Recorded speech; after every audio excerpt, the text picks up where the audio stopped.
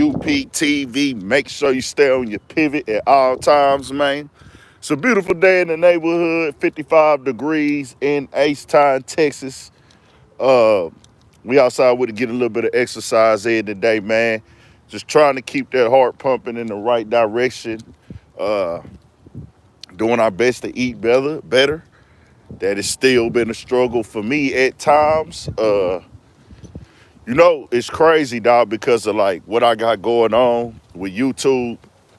The best thing right now for me, bro, would be I wouldn't say there's a such thing as healthy fast food, because it's really not a such thing as healthy fast food, because it's quick, so it's some type of processed stuff to it, whatever, or just eating meat, certain meats in general, whatever. But better, cleaner fast foods, you know what I'm saying? We need more of those, dog. And if I ever become to billionaire status, multi-billion-dollar status, or whatever, just in that realm, I do want to create a place that is marketed and branded as a selection on the menu, bro, a real selection. You can go to certain fast food spots, even burger spots, and they got salads and other things, but I want some spots that sell like some grilled chicken, vegetables type shit. Like, just even that is better than going to eating fried or just eating certain type of things that are available out here. So we just outside working real quick, trying to get better. Want y'all to do the same. Got to cut back on them bad foods, man. Fried, of course. Cut back on that. Greasy foods, of course. Cut back on that. Let's cut back on that bread. Let's cut back on that rice. Let's cut back on the potatoes. Just those things that break down and keep fat on you, keep your sugar up high, things of that nature, man. We just exercising, bro. All that bread, that rice, it should keep weight on you, bro. They keep weight on you. You just don't be knowing it. Because what it break down to in the end be tough. And you got to start eating smaller meals. I know it's tough. We've been raised the wrong way to fix a big plate of food, and then your parents tell you, hey, don't get up from that table until you eat all that food. Nah, you supposed to be portioning these things off. When you go get a big $20 plate, you're not supposed to go sit down and eat that whole plate. You're supposed to be breaking that down into 2-3 portions. So we just doing our thing. Yeah, soda as well. Sodas are terrible for you. Donuts are terrible for you. If you can't cut them out, just cut back on them portions at least. We got to just try to push that as much as possible on here. We finna get to the topics in just a second. Give me a mic check. Give me a visual check. I took my headphones out. I'm still old school with the headphones, I know. I refuse to do the earbuds. I'm terrible with any type of earpieces. I lose them all. Anytime I buy some, I'm going to break them. I'm going to lose them. So what I do is I just invest in cheap headphones to get my little exercise on when I'm outside moving around. I just take them out when I'm doing this because they pick up all the air. But let's get it started, man. Let a few more people get up in here. We're going to get to it. Hit that like button. Hit that subscribe button as well. We not tripping on donations. We just need participation. We not tripping on donations. We just need participation. We gonna get you the real information. We not sugarcoat nothing. We know how to lay down things. I know how to communicate and articulate myself to my people, my supporters, my community. That's one thing about me, nigga. I can have conversations with the best of them, and I can go to whatever hood, whatever block, whatever trench, whatever city and communicate.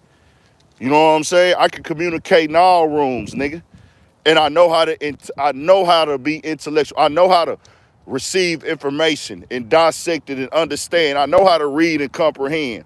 I know how to hear and I know how to listen. I know how to listen and hear to respond and to understand, not just to respond. I know how to remove emotion and logic when need be. A lot of people don't possess that, and that's what's got me to this point now where we had these type of conversations. People respect where I'm coming from. Fuck what the comments say. Fuck what somebody say on social media. I'm talking about in real life, nigga, when niggas come up to me and tell me these things and face to face. Let's turn it up though. Hit that like button, man. We just letting a few more people get up in here. Let's get to it. Let's get to it. We just letting a few more people get up in here. Okay, we good. Hit that like button. Get them likes up. We need 100 likes, man. That's all we need. We don't need donations, bro. We blessed. We are extremely blessed. We don't need donations, but we need people hitting that like, and we need people hitting that subscribe button. That's it. With the money gonna come how it come. Whenever it come, whatever we supposed to get, it's gonna come. We ain't tripping on no donations, man. But let's break down this Andrew Schulz situation with Kendrick Lamar. And I got Rory and Maul in the title today. And this is really more so at Maul, not Rory. See, I just come on here and say a nigga name when I feel like it's gone beyond too far. And, you know, he could be biased. Anybody could be biased in a conversation. Thing is with me, when I'm being biased to something, I'll let you know I'm being biased. But you can call a fact biasness at times. And certain people try to say that. But the thing is, reality is reality. So if I'm speaking reality and I'm speaking the facts of what's going on and how it resonates and relates to my people, then you can say, well, you being biased because you're black. That's cool. There's no issue with that because you're not going to tell people that they're being biased because of what goes on in their demographic and their lifestyle, are you? You know what I'm saying?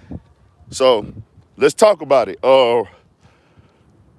They both defended the joke that Andrew Schulz told, and that was not a joke to me, and what he said to Kendrick Lamar.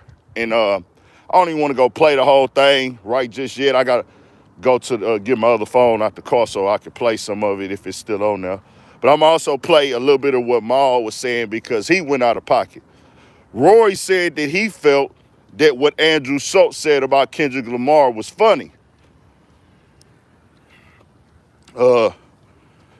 I'm not trying to silence no comedians, y'all. I'm not trying to silence nobody. I'm not trying to say Andrew Schulz can't speak on the culture.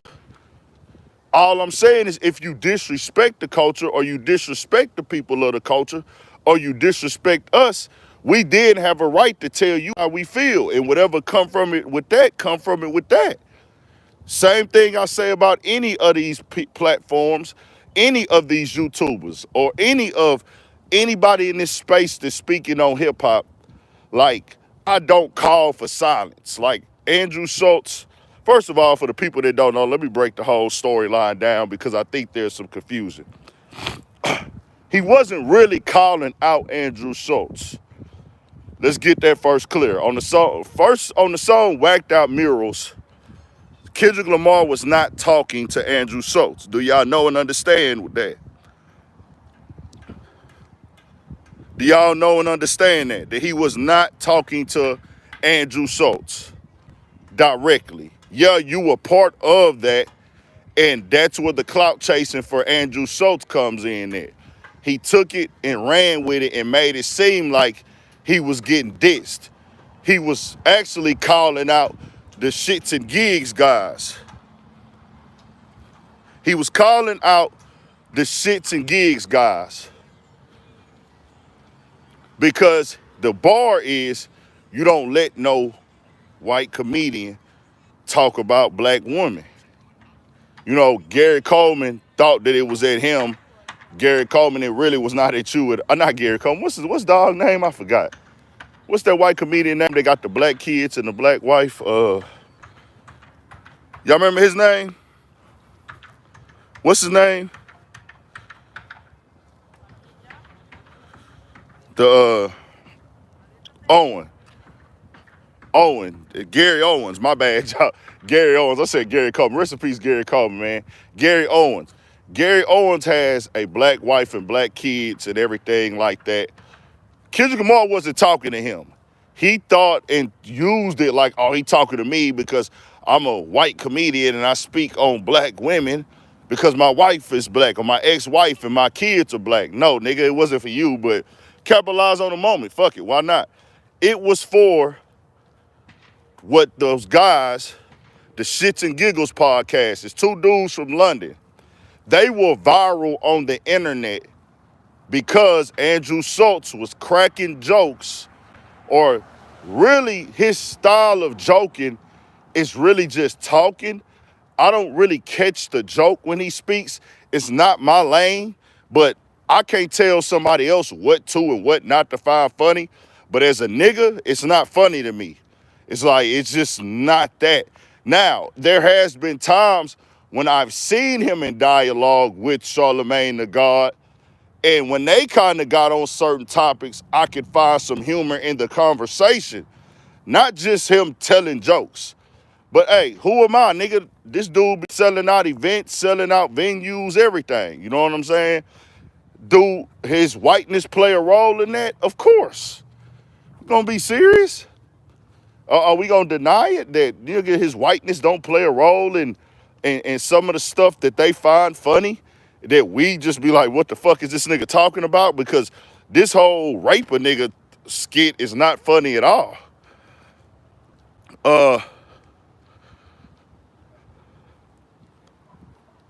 So he wasn't talking to Gary Owens, whatever. He's talking to the dude Shits, because they went viral because their audience is women. They're from London. They from like overseas or Britain, whatever. They got heavy accents, but they black. Whatever. So they got a female audience. They came over here to America and was doing a run. They went on Andrew Schulz podcast and they got to laughing at him calling out black women stereotypes. He was talking about stereotypical things about black women, and the conversation started with that little conversation that's on the internet when the black women get the white guy and turn them up, like make them have flavor. I don't know if y'all seen that kind of going around a little bit, where a lot of black women, they tried to make this a conversation where black women were dating white men and then turning them into like fly, basically making them look like how a black man would look with the haircut, the style of dress, and they image and things like that. Basically like we swapping niggas out for white guys, but we're giving the white guys the black man image. So they was on that little conversation. Then Andrew Schulz started talking about where their hair is gonna start falling out, or these black guys' hair falls out because they have to stress and argue and go back and forth with these black women. And he doubled down on those jokes. He was making other type of jokes towards black women and stuff. The Shits and Giggles dudes bust out laughing. They kept laughing. They entertained it. They were there for it. They joined in on the fun and everything like that, which I want to make this clear. Y'all can feel how y'all want to feel about it. You can call me biased for it. Is some of those stereotypes true about a lot of black women? Of course.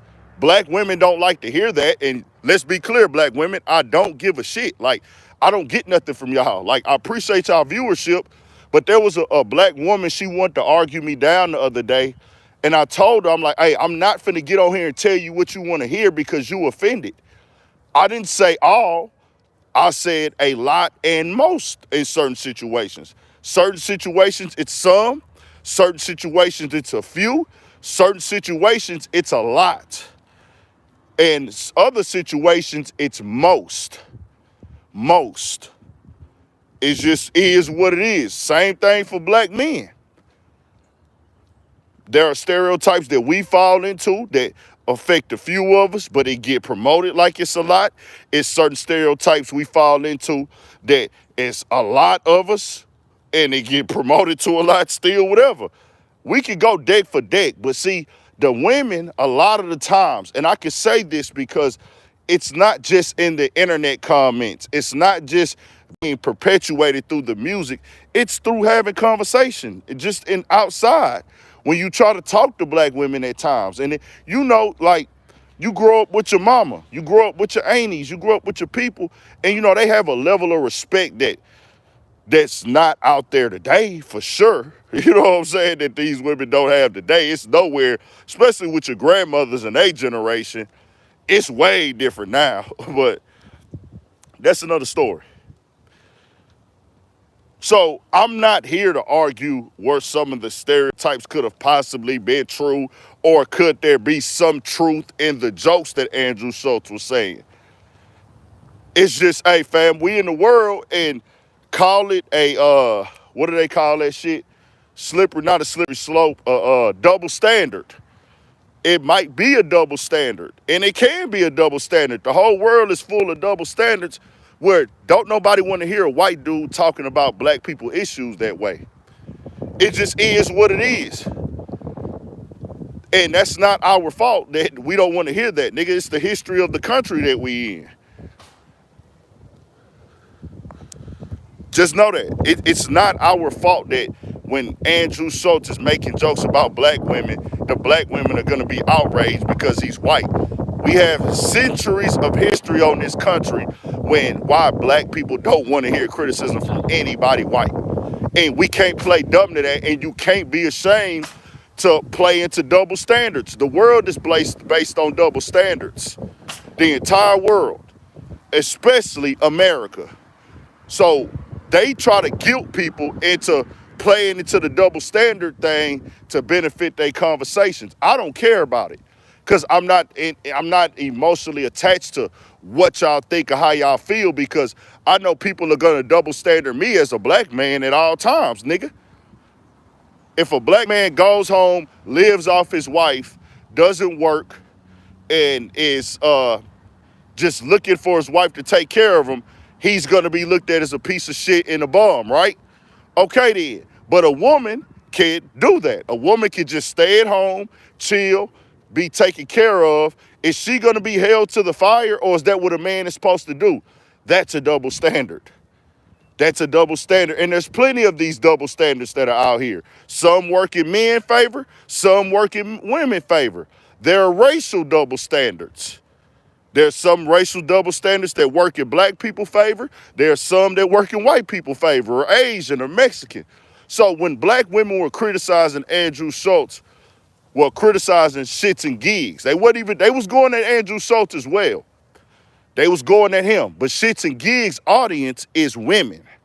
They have a women audience. So what they did was, and for everybody, I know I'm getting long-winded, I'm just breaking down and giving understanding to how we got to the point where Kendrick Lamar said what he said in the song that started all this. I'm just taking y'all back down through there so y'all could get the full understanding of what this came from. So the shits and gigs dudes, they got backlash from their audience for laughing and joking and not standing up for black women when Andrew Schulz was cracking on them. Now, we get to this point. They go and they issue an apology, the shits and gigs dudes. Of course, the apology was fake. It is what it is. Y'all niggas fake. Y'all seen the backlash. Y'all know that's y'all audience. Y'all was y'all pissed y'all audience off. So now y'all apologize. Andrew Schulz goes to Twitter and calls them niggas out. And fuck it, do what you do. Then he exposed them.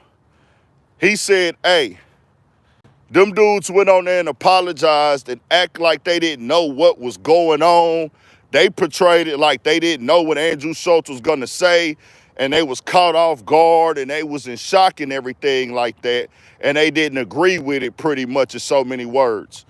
Well, Andrew Schulz exposed them niggas and said, hey, after the interview was over, them and their team contacted us and told us to take specific pieces out of the interview.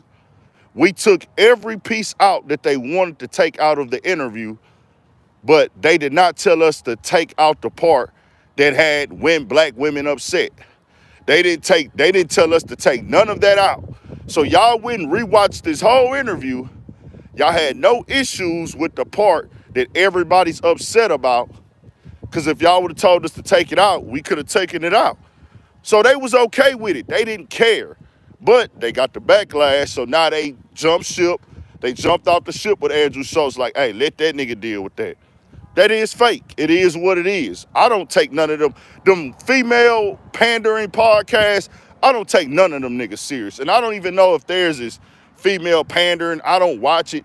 I don't want to hear nothing about no women from no niggas in London. I don't want to hear none of them goofies like they be all, and I don't know about these two dudes specifically, but a lot of these guys, and I'm not gonna throw that on them. This was a goofy move they did.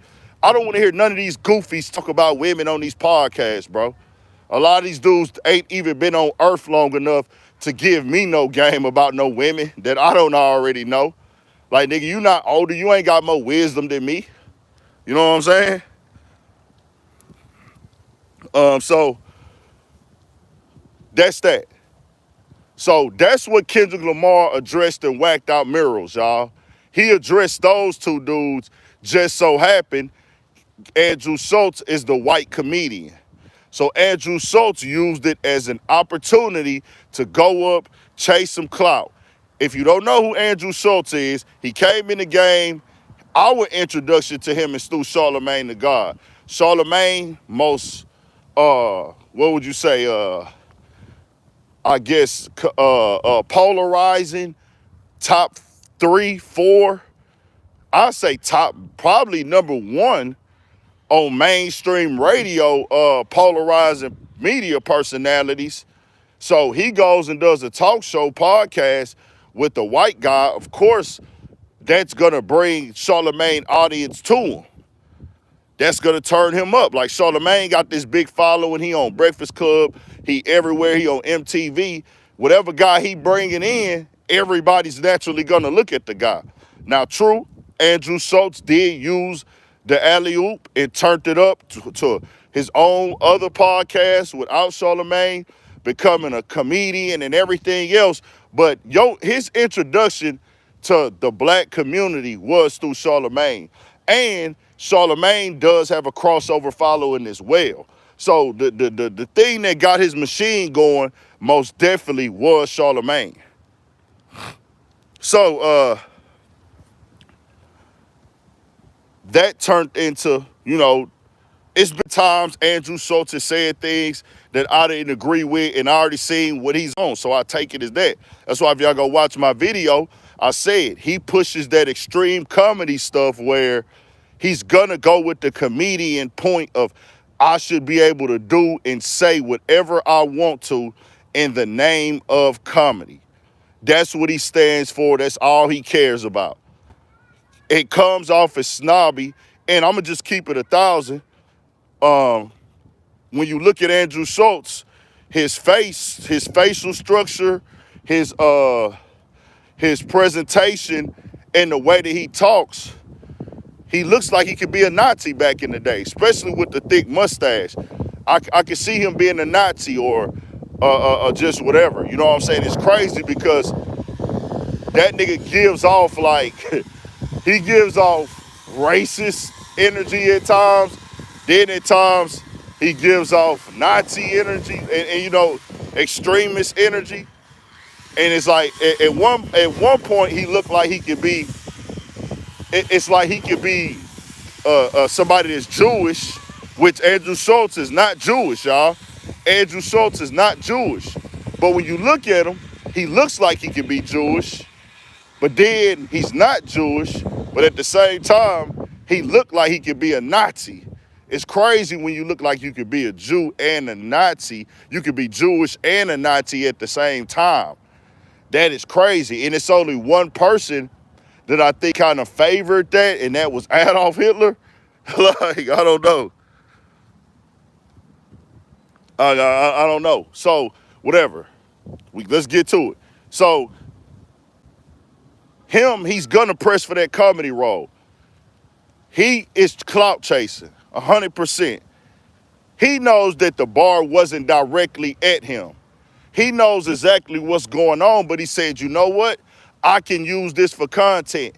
Kendrick Lamar is the hottest rapper in the game. Kendrick Lamar is turned up. Kendrick Lamar is lit. He got the whole world talking right now. Kendrick Lamar had the #1 song this year, y'all, on streaming platforms. Not Like Us was the most streamed song this year. Drake is still the most streamed artist, if I'm not mistaken, but Not Like Us was the biggest song on streaming platforms this year. So the artist that has the #1 song of the year, also, he's got this new album he just dropped that he mentioned me on that the entire world is talking about. Not to mention the issues with Drake are still going on. Shit. Why not capitalize on the moment? Why not capitalize on this shit? Like, that's how he looking at it. That's how he looking at it. Why not capitalize? Nigga, I can do this in the name of comedy. All right, cool. Do your thing. I know what it is. A lot of people don't understand that you're thinking the comedian way. My thing as a comedian is to talk about things that are trending and get people to feel a way about it. Whether they pissed off, whether they mad, whether they angry, whether they think it's funny, whatever it is, in his mind, I'm doing what I gotta do as a comedian. Okay. This is where we get to the bad part of it. He then said that he would rape Kendrick Lamar and alluded to that. To the point of saying what he would do to him in a jail cell, talked about him putting his legs up. It's disgusting. And the thing is, y'all, we don't have to apologize for who we are as a people. And that's what Maul and Rory need to understand. And Rory gets it way more than Maul, where, hey, Maul, Rory is white. If Rory finds that funny, cool, that's whatever. You can find it funny. But nigga, it's supposed to be understood as a black man, and I can question any nigga on that. Do you think in our community, how we raised, we think that type of stuff is funny, Maul?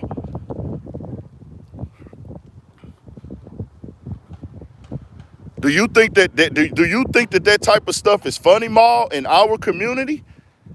So I'm saying, no matter if you thought it was funny, the first thing you should say is, hey, bro, yeah, I get this though, dog. Like, hey, no matter what we say at the end of this conversation, we don't play like this. Like, it is what it is. I might think it's funny. You think it's funny. But, Ma, you from the Bronx and you from Harlem. Do dudes in Harlem think that that's funny? We know they don't. This is you from the places, the Bronx and Harlem is where your family from. Y'all from the places that do the no homo game, my nigga. Y'all coined that into the culture. So we know y'all don't think it's cool to tell jokes about sleeping with other men all in New York. So for you to sit up there and act like, oh, it's just, man, shut the fuck up. That shit is corny, dog. It's crazy how people will move things because it's like he is letting this battle, Maul has let this battle with Kendrick and Drake basically look at any window that he can to speak out against Kendrick Lamar or just side with somebody going at Kendrick Lamar. Bro, remove Kendrick Lamar from this.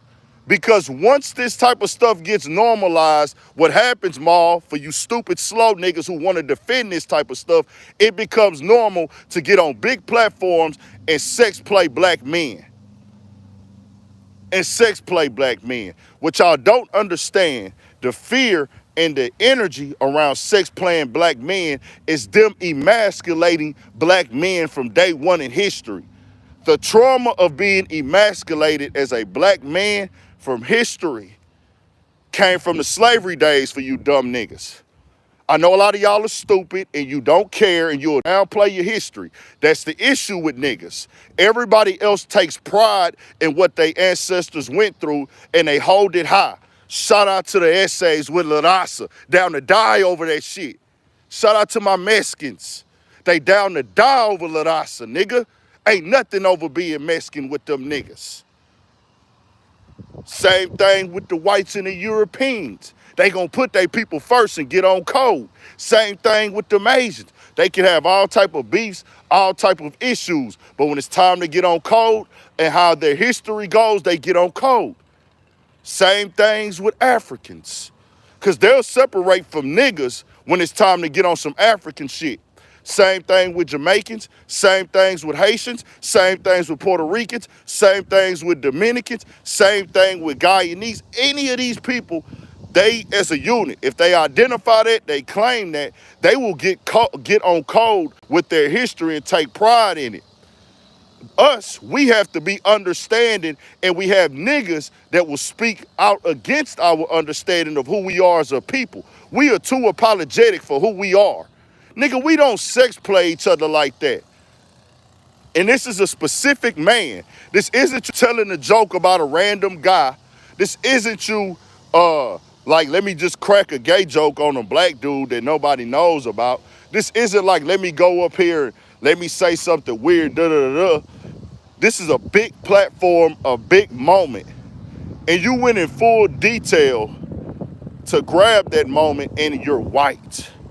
Maul said, hey man, so I'm gonna tell you how terrible Maul is.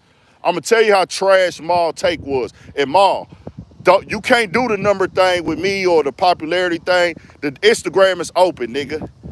I don't ever go to that number shit, and I don't care about having more viewers, more followers than people. I don't care about being more popular than people. I don't care about having more money than people.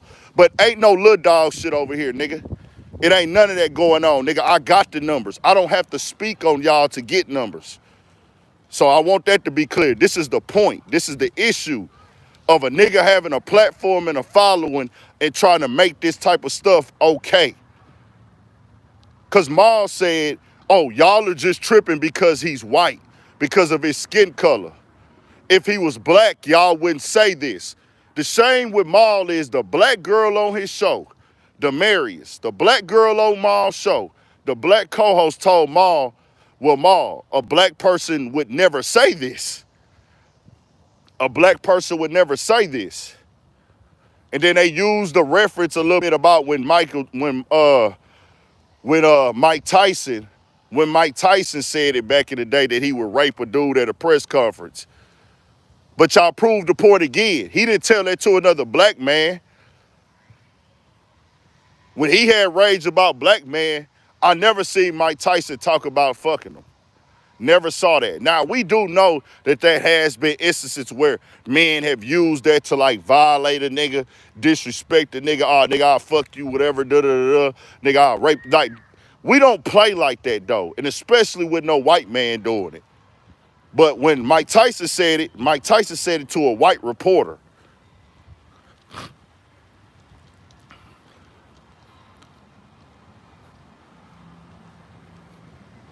Yo, you got to put it into historical context because a lot of these niggas don't have that. They don't take pride in their lineage. I do.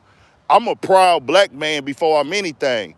That's why I give credit to everybody else because they show their pride. They wear their pride from their history and their lineage. But this is why we have the conversations of black Americans. Black Americans, they've been separated from history and they just think everything is a go. A lot of black Americans don't even want to claim hip hop as our culture. They think our culture is for everybody. They think everybody created our culture. No, nigga, everybody can participate, but it's our culture.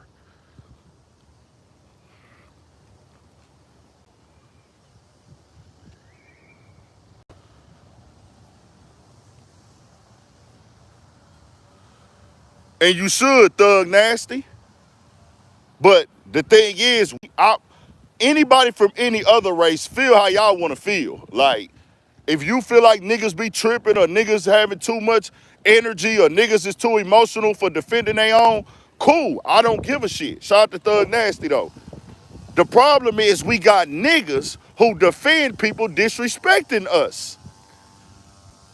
See, whenever Mexicans get on code about something, you're not going to see a Mexican off to the side.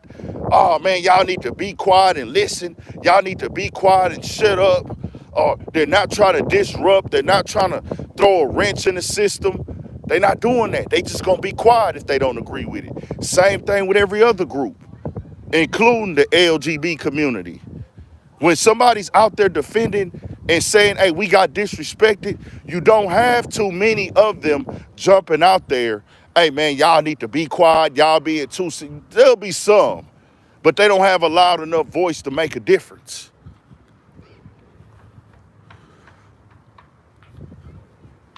So Rory okayed the joke. Rory was like, I'm with the joke. I thought it was funny. Rory, that's weird. I will tell Rory that if I speak with him, that's an opinion. But, you know, you're white. So, I mean, that type of shit is funny to y'all. Cool, nigga, you a white boy. You a Irish white dude. You thought that garbage was funny. Like, you listen to that and you can't tell me what was the joke. Where was it? The Indian dude was sitting up there fake laughing, doing everything in his power to try to make it funny for Andrew Schulz. There was nothing humorous about it. Nothing humorous about it. The Indian dude, Oscar, whatever his name is, was trying to make it funny. And that black dude that sits there, I think he's Puerto Rican and black, he's a fucking goofy. He paints his fingernails. Don't expect anything real or solid out of that guy. And I'll say that again. The black guy that sits on the couch with them, I guess he's they token nigga. He sits on the couch with them and listens to this, and he finds humor in it as well at times. But if you listen to some of that segment, he was very quiet because he knows, like, there's no real humor here. Where's the joke at? And he knows it as well, like, hey, bro, da-da-da. But don't expect anything real out of a nigga that paints his fingernails, whatever the fuck that guy's name is.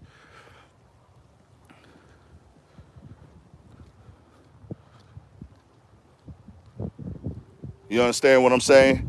Well, no. You take it how you want to take it. You said you white and you support my channel. If you listen to what I'm saying, it is what it is, bro. This ain't an attack on white people. If you thought that joke was funny, then you on some shit for that type of community. I've been told certain white people don't find that type of shit funny. Like the conversation, and I'll give a prime example, not to even bring up Adam 22, the atheist. Y'all know about No Jumper, right? Adam 22, the atheist. He's so mentally sick and looks for loopholes and niggas allow him to do that. He will use the white boy card on his own to do weird shit. You know, me and my bro BP was talking about this, like, we are the ones, when you come into hip-hop culture, you're around black people, and you do some weird shit, we're supposed to tell you, okay, that's some white boy shit, we don't be on that. Or we give a nigga a pass who's white for doing some weird shit around us or saying some weird shit to us. We'll say, all right, bro, he just a white boy, whatever.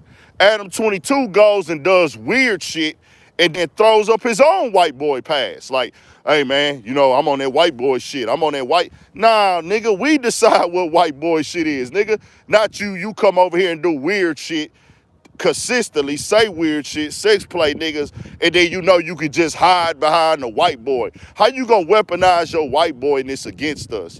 But this is what they do, and y'all allow them. You niggas. You niggas. This is why I don't deal with niggas and talk to niggas. Cause y'all niggas be so hungry for an opportunity and for a look, you is scared to put a white boy in check. Because you want that bag, you want that money, you want that relationship. But a nigga like me, I don't give a motherfuck, nigga. That's why I do this shit on my own, so I ain't got to answer to nobody. That's why I get on YouTube every single day, work my ass off, sacrifice, so I can do what I want to do, how I want to do it. As long as I'm in the YouTube guidelines, it's whatever. I don't got to be the richest. I don't got to be the most famous. Nigga. So it is what it is. Anybody coming in with the victim mentality, that's what they say to y'all. That's what they say to you when they know you're right, y'all. Victim mentality. What is a victim mentality, fam? What is victim mentality? And also I asked them, did you tell the community, and I know you didn't, you're gonna lie, when the community got mad, when that community got mad at Kanye West over those tweets and canceled his money, canceled his bank accounts, took him out the bank, costed him hundreds of millions of dollars. Did you tell those people that they were using victim mentality? Yes or no? I want yeses or nos. Did you get on the internet and tell that group of people that made the banks cancel Kanye bank accounts, hey, you can't even bank with us no more? The record labels promoted it like they ended their contracts with Kanye, which was a fucking lie. You didn't give him his masters back. So you're still making money off of Kanye old catalog. Did y'all go tell those people that were pushing that narrative that they were using victim mentality? Yes or no? No, you didn't. So you're telling a black man for speaking up for something he don't agree with by giving an opinion on it, by speaking his truth about it, victim mentality. But you're not telling the people that made Kyrie Irving donate him millions, I think. Kyrie Irving had to donate millions. He had to go on an apology tour. They put up a whole list of things they had to do. A form of buck breaking. We're gonna make an example out of you, nigga.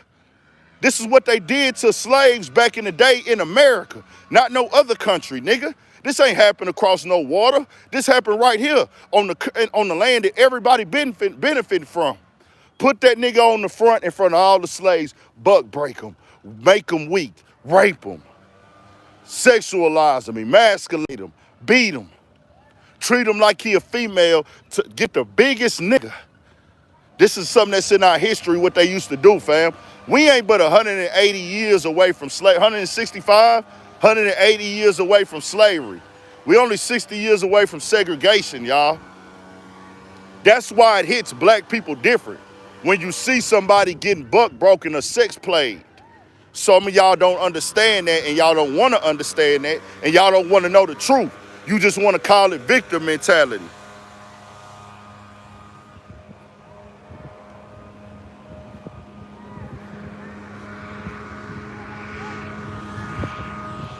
No matter how y'all feel about it, nobody else calls nobody else victim mentality when they speaking up. When they canceled, like, what, 40 of the baby's concerts, they costed the baby millions of dollars for something he said on stage. Did y'all get online and go in the comment sections and say victim mentality to this group of people? Did you do that? And I know you didn't. That's why y'all niggas will never win with me, bro. I know how to communicate. I know what y'all do. I'm on the internet. Y'all didn't go tell this to no other group. Y'all only come tell this to niggas. You on my live, my nigga. You don't have to watch. But you not gonna shame me into being like, oh, I'm gonna call you a victim, like that's gonna prove something. You're not proving shit. You're just proving you're a part of the system. You know what we call that? That's a form of white supremacy. Tell that nigga he can't speak up for his, but don't say nothing to nobody else when they speak up for theirs. Meaning treat that nigga less than. Meaning don't give that nigga the same rights as everybody else. It is what it is, dog. Turn us up and hit that like button, man. We need 50 likes right now. We need 50 likes. I need y'all to turn this up, dog. I'm giving all this free game, all this free education. I do this every day. I most definitely appreciate all the support I've been getting. We outside exercising right now, just getting it in, trying to stay on point. We got to get in the streets today. We're going to be outside, beautiful day in Houston, like 50, 55 degrees. Sun is out as y'all can see.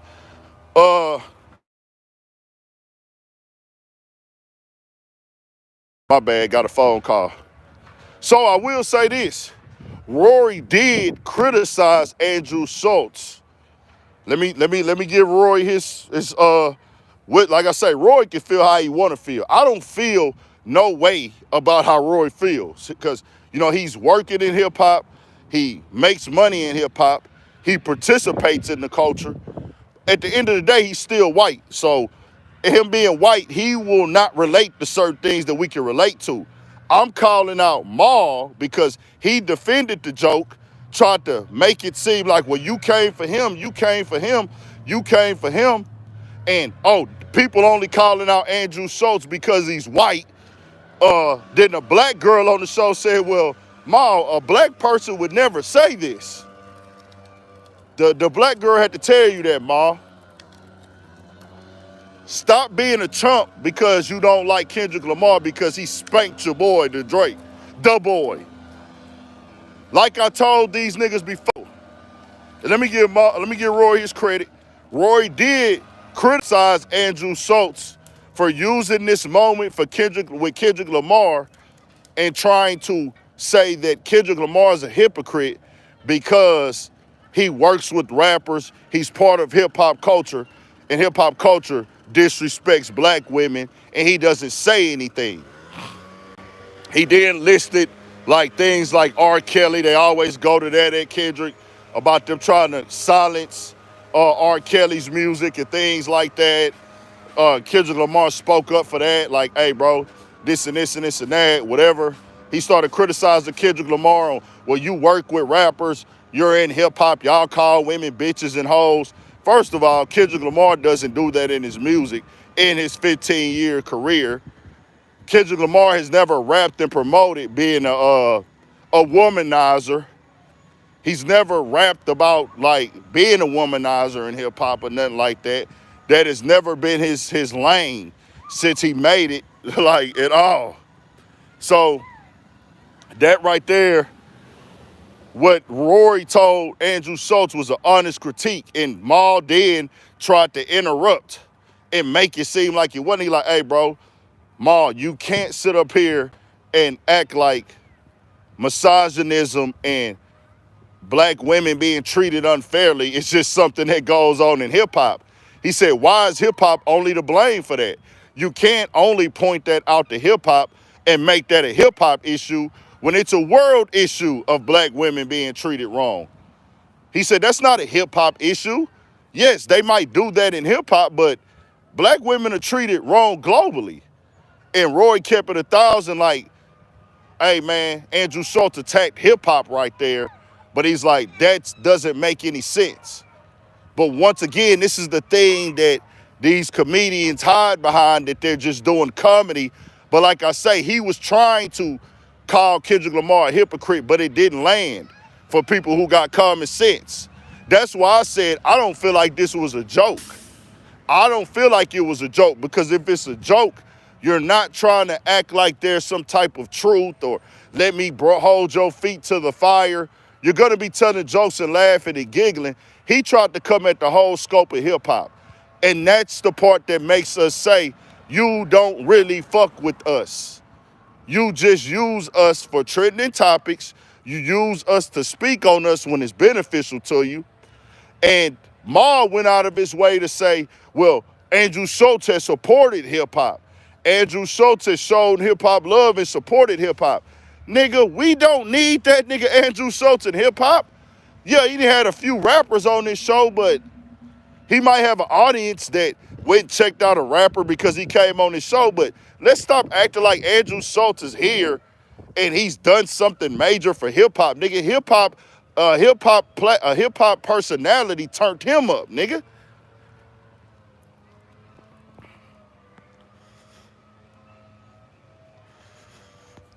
A hip-hop personality turned him up.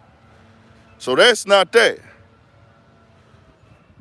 But turn it up, man. Turn it up. Hit that like button. I had to get that troll up out of here. Let's get to it, man. Turn us up. Hit that like button. Hit that like button. We need 50 more likes, dog. At least 50 more, man. At least 50 more. At least 50 more. At least 50 more likes. Get it active, man.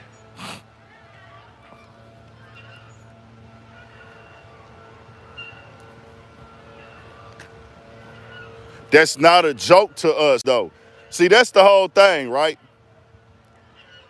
You respond with jokes and you say things are jokes. If I don't find the joke funny, I don't give a fuck how you feel. Like, that's the thing. Y'all want it to be, y'all think people are fucked up about you saying, well, doesn't that make you weak because you can't take a joke? You can feel how you want to feel about it, nigga. I don't think it's a joke. Anybody can tell you something that's disrespectful and then say, well, it was just a joke. And then your response is going to be, well, hey, man, I don't think that joke is funny. You can't tell somebody how to feel about you playing with them, bro. Whether you call it as a joke or not. And it's not fun. If it was funny, niggas would have been like, all right, bro, this is kind of funny. There was nothing funny about it. There was nothing funny about it. Nothing funny about it. So that is what that is. That's the Rory and Maul take I had to come jump out there on. Rory came back and spoke some real shit. Maul was doubling down on that dumb shit he's saying. And like I said, hey, ain't no little nigga shit over here, nigga. Ain't none of that. And I don't care about no numbers. Respect is respect as a man. I respect everybody as man. I call it out by name, and you can't little dog me on the platform size. Yeah, niggas got more of a core, bigger audience than me, but nigga, I got numbers too. I got subscribers too. I got a support group too, nigga. My voice matter too. And when you speaking on nigga business, that's my business, nigga. Any disrespect to a nigga on a big platform pushes a narrative out there to other people, and they seeing it. So guess what they do? They follow. That's why the world is where it's at today for niggas like Maul. All the disrespect you see online, all the weird shit getting online, all the emasculation, all that Trump shit, all that sucker shit is because it got promoted and nobody checked it. And who does it affect more than anybody? Our community. Because we want to sit back and watch. We didn't stop it. We didn't shame it. We didn't call it out. So guess what happens? You keep letting shit like this happen, it becomes a normal thing till it hits your front door. This is why somebody has to come out and speak the real. Fuck how people feel. Fuck how people opinions is. Fuck if people say you just this and you just that, or you just in your feelings. Da da da da da da. Nah, nigga, speak the real on this shit, dog. Speak the real on this shit, bro. All this because Drake lost the battle. Nigga, Drake was all right after he lost that battle. Nigga, I tell Drake the truth. Nigga, you lost the battle. Nigga, you was straight. The worst move you made was let it get up in your head, and you made the shit hit harder than it was. Yeah, I'm not telling a nigga not to be offended about being called a certified pedophile. I'm not telling a nigga not to be offended by the song. Nigga, yeah, be offended. But you made it worse because you showed people that you was offended. You showed people that you was affected. And then you got some of the biggest media platforms. They out here pushing the narrative for you and lying. It makes people really look at it even crazier. The more and more academics and Maul, these other Drake stands get on the internet and don't want to accept the truth that he lost the battle, he got beat fair and square, the longer it's gonna linger around. The more and more y'all hate, the more he's gonna win. That's how I know niggas don't live life. The more and more you hate on the nigga, the more he gonna win. The more and more y'all hate it, y'all level it up more. What happens? Nigga files a lawsuit. The song shoot back to the top. Guess what happens? End of the year. #1 song of all time. I mean for the year, not all time. Y'all calling the song trash, y'all calling it stupid. What type of sense does that make? How you gonna call a song stupid? How you gonna call a song dumb? How you gonna call a song not good? But y'all just supported all this other garbage that's out here. We done seen some of y'all support garbage that then went in the can and gone. Y'all were like spokesmen. Y'all were speakers for complete garbage, trash artists that were not productive to our culture. A lot of y'all, not one person specific. But y'all want to trash Kendrick Lamar's song while he in this moment. The more and more y'all hate, the more receiving he's gonna get. That's what y'all are not getting. What happens? Now he got the Super Bowl performance off the biggest song of the year. There ain't no denying it now. The nigga had a whole pop-up show put on for his whole coast. Brought everybody out on stage. Different sets, different hoods. Y'all criticize that. Y'all shitted on that. Oh man, he should be promoting these artists. He's not gonna help nobody. Then guess what he do? He put them all on the album. He put a bunch of these dudes on the album. Then niggas started critiquing where he doesn't have them listed on the track list. The official track list comes out after the album first drops. Now these niggas' names is on the songs. Everything y'all critiquing him of, he's done times 10 now. Gave these guys their first charting song.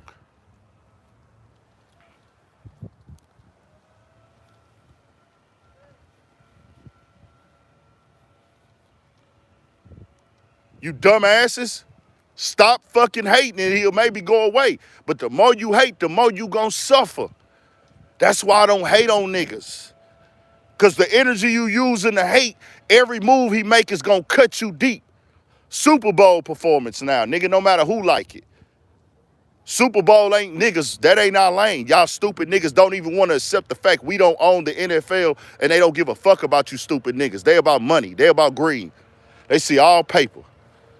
You stupid niggas still in y'all feelings. I don't want to see him. I don't like him. We don't ride to him in the car. Who is we, nigga? He got the #1 song of the year. Who care about you and what y'all doing? This is a business. You don't own nothing, nigga. I don't own nothing. We don't own nothing. You dummies. Stop listening to these stupid ass niggas, bro. Come over here and get this truth. I'm going to tell you the truth. We going to go up Truth River. We going to go down Truth Boulevard. We going to go down Facts Drive, nigga. What a fact said. Nigga, you niggas don't own the NFL. Now what? 21 city tour, stadium shows, just announced a third LA show, plus another Toronto show. I got 2 shows in Toronto, nigga. At stadiums. At the Toronto Blue Jays Stadium. Even the Toronto Blue Jays promoting it. Not to mention 7 Grammys. My diss record, I'm gonna win a Grammy Award. There's no way that Kendrick Lamar does not win a Grammy Award for Not Like Us. He's nominated in 5 different categories for Not Like Us. Mind you, all of y'all gonna say, oh, Drake had to do this. He had 17 Grammys and a Pulitzer before this battle, dog. That hate shit is sick to me, bro. And it's really, I expect that from kids and stands. But I forget, a lot of these niggas show you who they are. When shit is going on, you got to see how niggas react to shit. I don't listen to Kendrick Lamar like that, bro. I listen to Babyface Ray. I listen to Peasy. I listen to Money Man. I listen to G Perico. I listen to, who else I be riding to? A lot of them. I even listen to Boss Man D-Lo more than I listen to Kendrick Lamar. I was riding to that Euphoria super heavy this year, though, when it dropped. I was fucking with that in the car. That hoe had me turned. But most time, I'm GT, one of them Detroit niggas. I'm on that. Shout out to my nigga Baby Money. That's what I ride around to. All the Houston artists, of course. Shout out to Fast Lane. Shout out to Bebe For Real. Shout out to TG Gates. Shout out to Cal Wayne. Shout out to Ski Taste. Cal Wayne, man, come on, nigga. I listen to H-Time niggas too. Shout out to that nigga Lil Jeremy. Cartel Bo going crazy. Travis Scott still doing his stuff. Maxo Cream still doing his stuff. I'm not riding around every day listening to no Kendrick Lamar music, but a nigga can come on here and speak the fucking truth.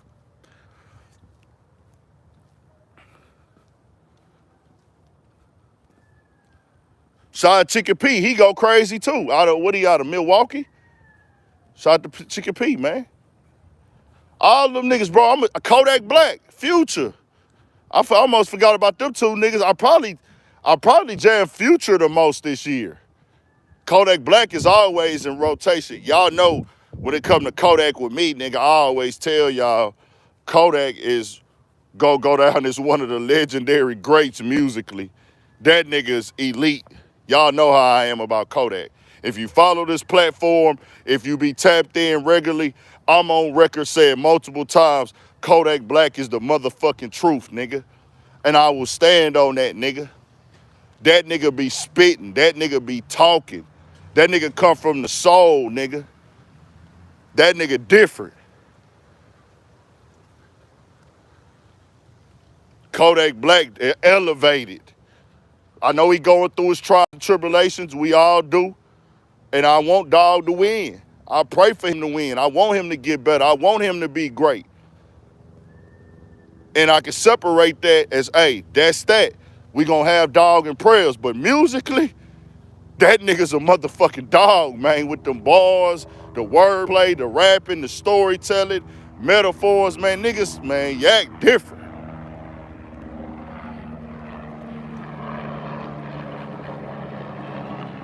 Shout out Big Tony. Rest in peace, your Dolph. And oh yeah, I'm on my Dallas niggas too. I've been on them heavy. Shout out to the whole new Dallas. Nigga, I'm riding to them in the car. When I went to South by Southwest this year, I rode there and back to Zillionaire Doe on repeat. He had just dropped that new tape at the top of the year. I was on Zillionaire Doe the whole way there and back, nigga. From the Bay, all that type of shit. I had that shit on repeat. D-Boy Dreams, everything he be dropping, I be on Zillionaire Doe. Montana 700, I've been downloading everything he dropped. Shout out to the other guys coming out of New Dallas too. All of them going crazy. Y'all know I got an interview with Kevin Got Bands. Shout out to Trap Boy Freddy. I got an interview with Trap Boy Freddy. Come on, bro. Like, I don't be riding around to, like, Kendrick Lamar like that. I'm just letting y'all know this is not some, oh, let me be biased for Kendrick Lamar. I'm just like, bro, we looking at the numbers. We looking at the impact. We looking at the streams. We looking at everybody vibing to it. I go to the clubs. It's still in rotation. They in the blog saying that it don't get play in Houston, but I'm literally in the club the night before and heard the DJ spin it 2 times. Are you serious?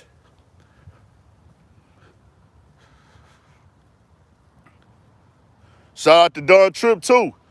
Don Tripp might be one of the hardest working niggas. Don Tripp, I can't, bro. I think that nigga dropped so many projects last year. He just doesn't really market and promote them. He just lets his fan base and his loyal following and supporters go get him. He don't really be like, let me just overly market and promote my music. He gonna bleed his soul on that paper. That's why I fuck with Don Tripp. Don Tripp gonna bleed his motherfucking soul. And I met Don Tripp in person. I got a picture with Don Tripp. I got a picture with Don Tripp on my page, man.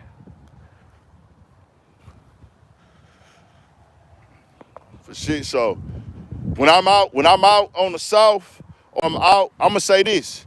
When I'm out, when I ride down Washington on the weekends, whenever I'm sliding down Washington, the nigga that everybody be playing, the niggas that everybody be playing when I'm on Washington, the niggas that everybody be playing, it's gonna mostly be Zillionaire Doe, Montana 700, Future, and Young Dolph.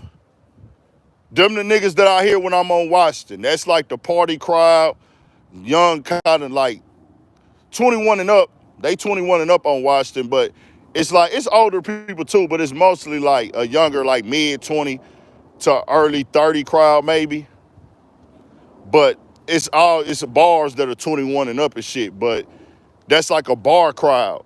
All you hear coming out the bars and out the clubs. Zillionaire Doe, Young Dolph, Montana 700, and Future. Shout out to Lil Russell. Shout out to the whole Bay. We rocking though, man. Let me get to something else. What else did I have in the title, y'all? Somebody go tell me what else I had in the title real quick. Give me 50 likes as well. Give me 50 likes as well.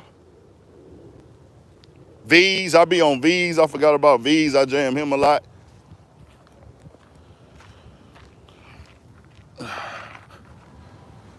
Oh, Dave Blunts. Okay, yeah, real quick with Dave Blunts. My nigga New is a diehard Dave Blunts fan, bro. So that's how I got hip to Dave Blunts.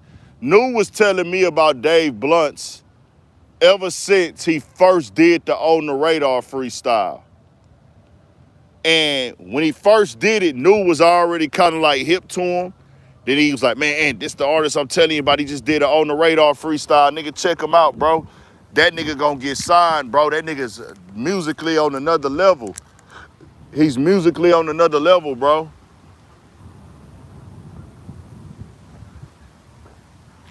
That's what New was telling me. So, New is, when he's on the artist, he fucking with him, he jamming him. He fuck with his ability to rap, record, everything like that. Cool, that's how I got hip to him. Then he started getting interviews, more notoriety.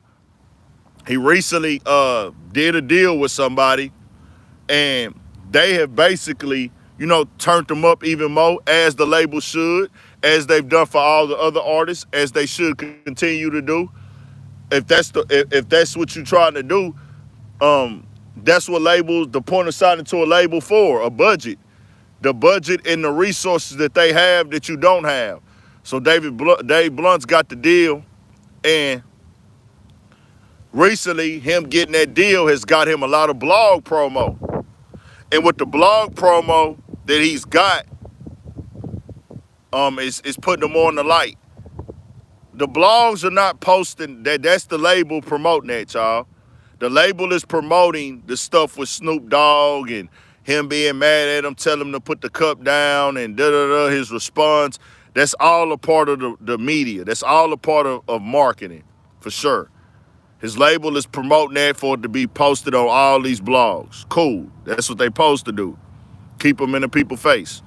Now, the latest issue is he got the cups, the double cups that say purple stuff. The cups that say purple stuff. That's the thing. That's going to be a trigger for Houston already. Mind you, you did put on a purple velour sweatsuit, and it says purple stuff on there. You're fat, very big, very, very big, and you're having 2 white cups, and you're wearing purple velour suits that say purple stuff. Anybody from Houston is going to associate that with Big Mo. Big Mo is a Houston legend. One of Big Mo's, if not Big Mo's biggest record, is called Purple Stuff. Purple Stuff. Purple Stuff. Purple Stuff. So, when Big Mo name come up, if you're going to wear purple velour suits like Big Mo, you're going to put purple stuff on the velour suit and purple stuff on your double white cup. And you're going to play with the imagery as purple as a super overweight guy. You have to pay homage and show respect to Big Mo. Of course. Nigga, Big Mo is a legend. Big Mo is, I'm not choosing Big Mo. I'm not choosing Dave Blunt's over Big Mo any day. I don't have a problem with Dave Blunt's. I think he should have handled that correctly. And he spoke disrespectfully to Houston when he said what he said. Oh, well, how could I grow up on this dude? Or how can I be inspired by him? I just heard about him 2 months ago. So it's only one or two things here. It's only one or two, and I don't know which one it is. You're either lying or your label is telling you to go with this look and go with this image, and you just found out where it came from because they told you about it. He is early 20s, so there is a possibility that he don't really know who Big Mo is, and he just found out about Big Mo 2 months ago. But even with you finding out 2 months ago, you wearing the purple stuff, you wearing the double cups, you're wearing this because you know it's a playoff for Big Mo. So when you downplay it, people from Houston are gonna get offended, as they should. As they should. As they should. I don't know about that, y'all. I'm not going to say that on here because I ain't finna spread no shit.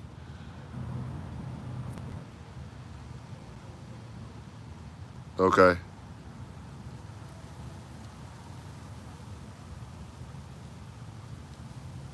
That's a troll. Okay. Yeah, we ain't going to say that because a lot of niggas come on here trolling and lying. Shout out to my boy Cito in the building. Yeah, bro. Big Mo is special to H-Town culture. Big Mo is a pillar here, nigga. He's a legend here. He's loved. He's a part of our identity, nigga.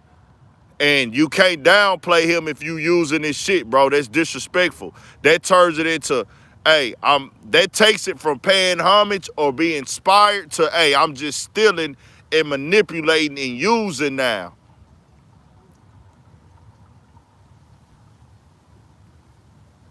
So just keeping it 1,000, there's a big difference. So maybe his label didn't hip him to everything he need to be hip to. He need a publicist. He young. You can't show any type of like cockiness. You can't have too much ego and pride when you clearly using a one of one. Big Mo was a one of one, bro. A one of one. A one of one. You can't go use something that's a one of one and then try to make it. No, that's just not how that works. Rest in peace to Big Mo, the legend, and all our other legends. The fourth, that was Big Fat Pat birthday. Rest in peace, Fat Pat. Also the day that Pimp C died. Saying that is just like a nigga coming out and rapping about Trill, and then going and putting on the Cartier glasses, holding his cell phone up like Pimp C, and saying, man, I'm coming down, but you know I can't. But then say, oh, man, I just learned who Pimp C was too. But nah, nigga, you can't do that, bro, dog. You can't do that. Rest in peace, screw everybody. I'm just saying, even if he don't, either way, it's not a good look. I can't say if he didn't know Big Mo or not. I don't know. I feel like he might have known him, or he should have known him. Even if he just got hip a couple of months ago, you know who he is now, so you know why people are saying it. So your response should be, yeah, man, I fucks with Big Mo. People put me on Big Mo, I rock with Big Mo. If he said that, this shit is not even a conversation right now. Pimp C or Big Mo? Well, Pimp C is actually from Port Arthur. So people in Houston are gonna say more legendary in Houston is Big Mo for sure. But, they both did what they did, though. You know what I'm saying? They both just music legends for shit show. But, Big Mo screwed up Click, SUC. He got so many classic little freestyle songs. It's a song and a girl did a cover to it. It's a girl that did a cover to the song at the club. I was at the club one night. It's an Arabic girl that sung it, dog, and she did the Bar Baby. And I actually have a interview with the girl who sung Bar Baby on the song. I have an interview with that girl that sung on the channel.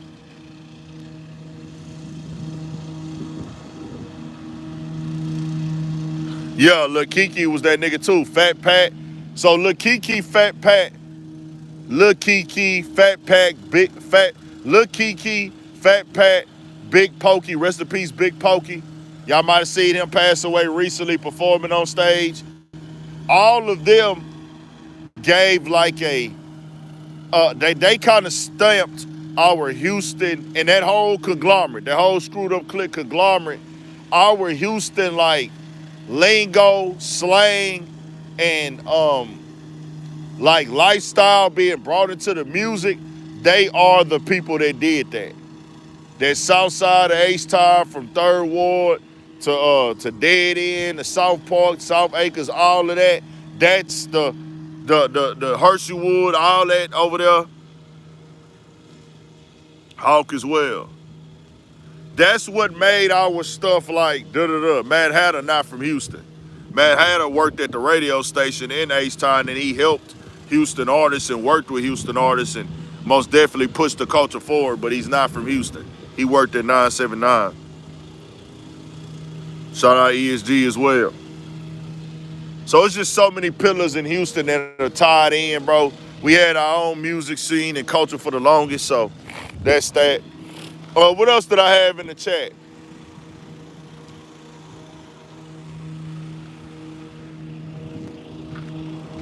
I gotta go make a couple runs out here.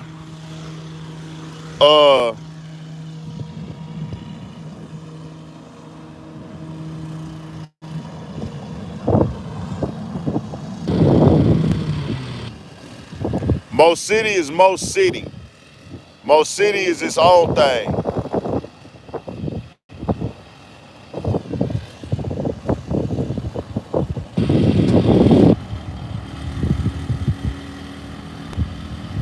The Democrats, yeah. A lot of people are still in their feelings. There was a debate And you know, y'all can keep leading your people to destruction and being stupid if y'all want to. There was a big time debate recently on The View with Charlamagne the God, Whoopi Goldberg, and let me walk around for this. Charlamagne the God, Whoopi Goldberg, and the girl and the ladies on The View. I don't watch The View.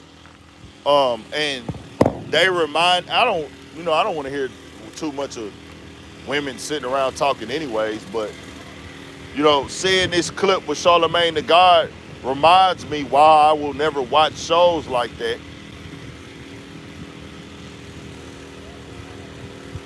And Charlamagne has critiqued the Democrats before, but he's also operated as a Democratic shield as well. Let's not get that removed. Charlamagne has pushed the bullshit that the Democrats push. To even endorse them with their bullshit says a lot in itself. And his interest for pushing for the Democrats is because that's a Democratic radio station. Hot 97 is a Democratic radio station. Charlamagne even went to the point to throw the little Trump daddy card out to people who were in support of Trump. But Charlamagne has also critiqued the missteps, the bad choices, and the bullshit the Democrats have done. So for people who want to play stupid, go be a bitch. That's the only way you're going to get it. You being a stupid ass bitch and you're not hurting nobody but your own people and yourself. Remove the stupid ass fucking identity politics for my black people. Everybody else disregard. I gotta shame my own people because that's the only way they get it. Wake your stupid nigga black ass up. Stop being a stupid black dumb motherfucker. Wake your black nigga ass up and stop being stupid as fuck. There is no moral high ground with these politics. They put it right in your face, and Whoopi Goldberg, I'm gonna do my best here. But I gotta call it. You being stupid and you're choosing to be hard-headed. And that's not helping nobody, you dummy. And you being dumb. Stop being dumb. Stop being dumb. Joe Biden voluntarily got on these platforms and lied. What Funk Flex say? He lied. He lied. He wasn't gonna hurt him. They was never gonna hurt him. They were just gonna rob him. Man, Funk Flex, shut the fuck up.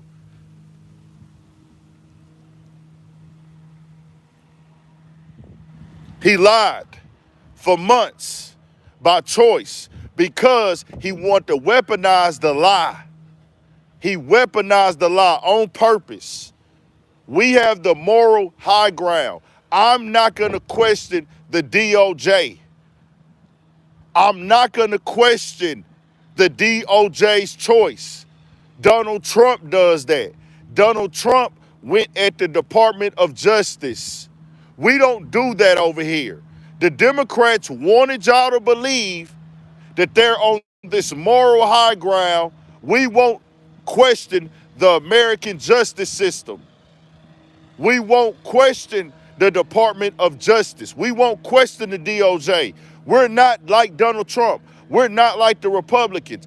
If they find my son guilty, I will accept that. If my son is charged or has to go to trial, I will not give him a pardon. If my son is convicted,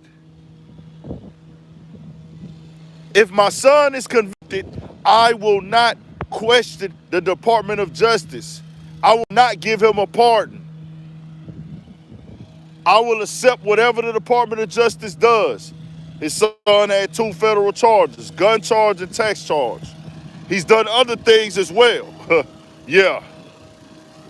But he used that as a weapon, a campaign to sell to the Democrats to be able to, once again, shame people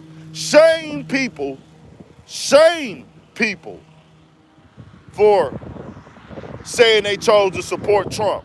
Or, in our community, shame people for even questioning the morality of the Democrats. just for questioning the morality of the Democrats, our own hard-headed, lost, stupid, nigga-ass people that I love. I love you dumb black motherfuckers. I swear to God I do. I love every dumb black motherfucker. I love you. You just a dumb motherfucker, but I love you. And I'm only calling you dumb because you're refusing to accept the truth when it's right in your face. That's choosing to be stupid, you stupid motherfucker. This is why women can't lead. Now we gonna speak the real. You dumb motherfuckers don't want to accept truth. You rely on emotions. You don't use logic. Sit your ass down and shut the fuck up. Shut the fuck up and sit back and call it misogynistic at this point. I never gave a fuck, let's be clear. I don't give a damn. I don't need a bitch for nothing but sex. One day, maybe I might just have a kid and pay child support, whatever. Who knows? Well, who knows what the future holds? I don't have to spend time with a bitch. I get pussy for free. I can run game to get pussy. I can take a girl out to eat. She volunteer to pussy. Or if I just want it, I got enough money to go buy pussy. I will never deal with a headache from a bitch. Never. I refuse to. I refuse to deal with a headache from a fucking woman, bro. Because it's pointless at the end of the day. I've seen so many niggas invest all this energy and time into women that showed in the beginning that they wasn't logical and they didn't want the man to lead. Now, if you are a woman and you are okay with your man leading, you deserve everything you get, baby. I love you. I love those women that understand their role. And I've heard so many women say it don't get promoted and highlighted. It don't get promoted and highlighted from a lot of women. But I heard so many women saying that a woman don't need to lead this country. I love the women that say, hey, I need my nigga to lead me. I need my nigga to tell me what to do. I need my nigga to be in control. I need my nigga to hold it down. Shout out to the real women. Shout out to them women who understand that the man is supposed to lead the household. The man is supposed to be the dominant force. They supposed to follow the man. The women be so, they want to try to, oh, well, what about this? What about, man, shut the fuck up. Shut the fuck up.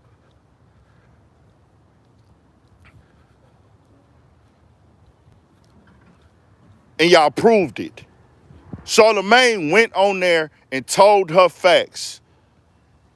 Nobody is tripping that he pardoned his son. It's the fact that he voluntarily lied and pushed propaganda to the people like he wouldn't pardon his son and called out the other side for questioning DOJ, but then he goes and does the same exact thing, which proves that you don't have the moral high ground that you've been promoting voluntarily. Then, when he tells her that, she then says that he's mad and angry. Charlamagne's like, I'm not angry. He said, I'm just telling you what happened.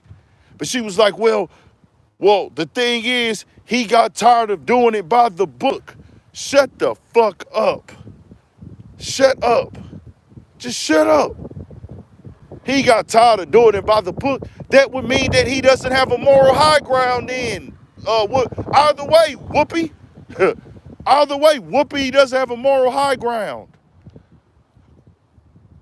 This is why we saying we're removing identity-based politics. I'm so thankful I've never voted for Biden. I've never voted, period. But it's so crazy to me how many people still wouldn't vote for this nigga after he said, if you don't vote for me, you ain't black. If you don't vote for me, you ain't black. And see, and we gonna end this live and we'll be back later. It's so crazy because I was speaking up for the morale of the law. I was speaking up against the morality of the law. I was saying, bro, this legal system in America, there is no like legal common ground. There is no honor here. It's all about money. It's all about position. It's all about power. But, you know, my dumbass black people that I love to death, I love you dumb black motherfuckers. I swear I'm going to continue to fight for you dumb motherfuckers. I'm going to go like Malcolm X. I'm going to go. I'm going to press it. I will let y'all be dumb and stupid and work against me and hate on me and talk down on me and do all that shit while I still fight for y'all. That's how deep I am about it. And when I say fight for y'all, speak the truth. I'm using my platform to raise awareness because I can spark the mind that can in the future make the change. Somebody had to spark me to come look up and read. And I'm doing just that. We're going to spread awareness. I'm in media. Media is the most powerful platform in the world. Somebody going to hear this truth, whether it's 5 people, whether it's 10 people. Every time Malcolm X would speak up, there was always a compromised nigga, a compromised Negro, a compromised nigga that's going to speak out against the man. When he just spoke nothing but truth, there's a nigga that's always off to the side coming against the grain, speaking against it. They want to go against the truth because they rather have it the easy. They feel like, I don't want to be combative. I just want to go with the flow. Man, shut up if you want to go with the flow, nigga. You don't have to get out and be behind us. You don't have to support us, but don't work against us. Don't work against us. That's all we be saying. That's all we've been pushing. But I'm going to speak the truth for y'all niggas. Nothing specifically done for black men or black women in none of these elections. And y'all let these people convince y'all that this was about black people. And guess what? Y'all still got what y'all wanted. The black people, the black man and the black woman still went out and voted for y'all. Who y'all gonna blame now? The black man still went and voted. Obama, lame ass, decided to come out and let me call out black men. He's on video calling out black men. But did he come back and say, hey, thank you, black men, for showing up at the polls? Did Obama do that? Yes or no? Did he do that? Yes or no, y'all? Did Obama come back and say, hey, man, I know I called y'all black brothers out during the election, but I seen after the election, it's documented facts. Y'all still showed up. 80% of y'all went and voted for the Democratic side. Y'all still voted for a woman. He didn't come back and say sorry, did he? Did he come back and say sorry? Yes or no? Whoopee. Y'all want us to be dumb with y'all. That is stupid. This is why I told y'all niggas. I told you, hey, when Boosie caught that gun charge, this gun charge ain't about Boosie. Boosie is just a name. Boosie is one person. But I'm speaking on Boosie case because it's public and it's popular. People are covering it. But I use Boosie case for the overall spectrum of how corrupt the legal system is in America. So Biden can get Biden's son, who he told us nobody's above the law. I don't question the Department of Justice. He's running on that campaign that the Democrats are this or that. But then he shows y'all, well, hold on. All this real shit that we believe in is fake. He doesn't even believe in it. He doesn't even stand on it. He just told y'all that to get y'all in like there's some type of moral high ground. Everything is about money, power, and relationships, dog, on the Democratic side and the Republican side. Why wouldn't he ask for a fucking pardon, though? They giving them out to everybody else, but Boosie doesn't handle things correctly. I would tell him that truthfully. You were supposed to, if you really wanted Trump to pardon you, you were supposed to get in contact with him and endorse him. And he would have gave you that pardon. But you didn't. You sat back and waited. As soon as they threw that, as soon as they recharged you, you were supposed to get your team in contact or anybody you could, and he might have felt that your influence was big enough, but you would have had to go take pictures with him, go to a thing and shout him out and push for him. You could have got your pardon. Why not? You see, and see the niggas who still lost, they'll shame you for it, but you see Biden pardoning his bullshit ass son.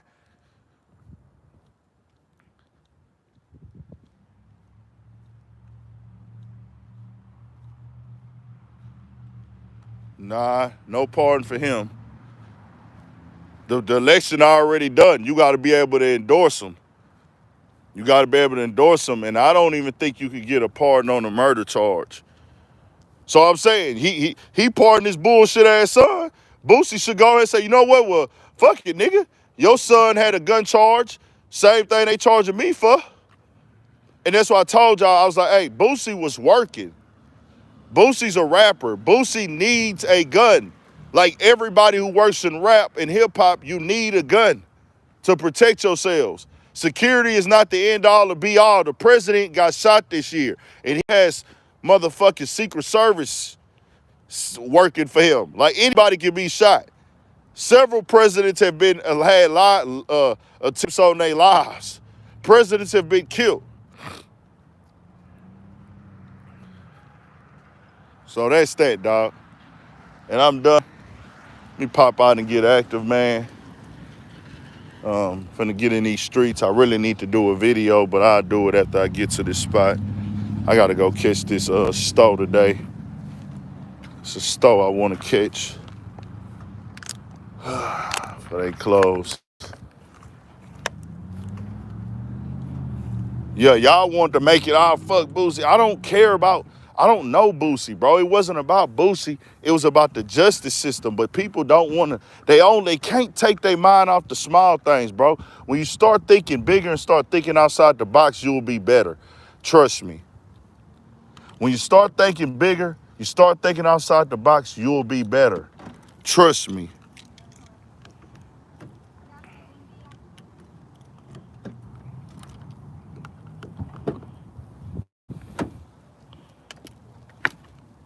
Trust me.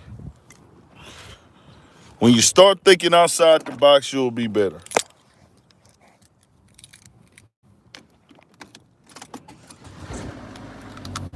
But do what y'all do. I think everybody got the message I was putting down today. And yeah, I just had to call that out, like, cause when I seen that come across, cause I'm subscribed to Rory and Maul podcast. When I seen that come across my timeline, I said, hey, bro, Maul is going to try to defend this Andrew Schulz shit.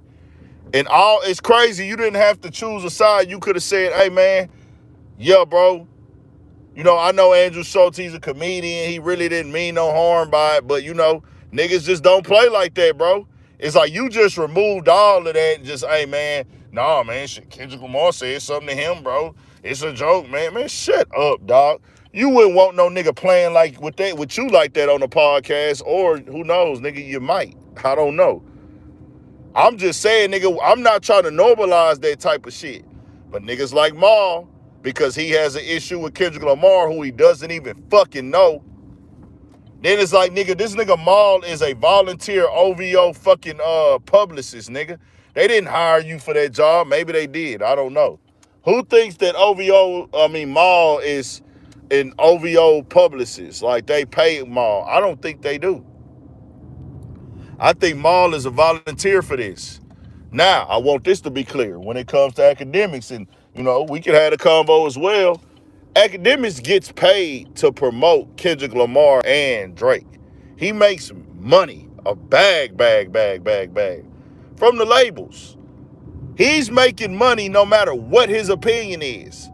That's the position that academics is in.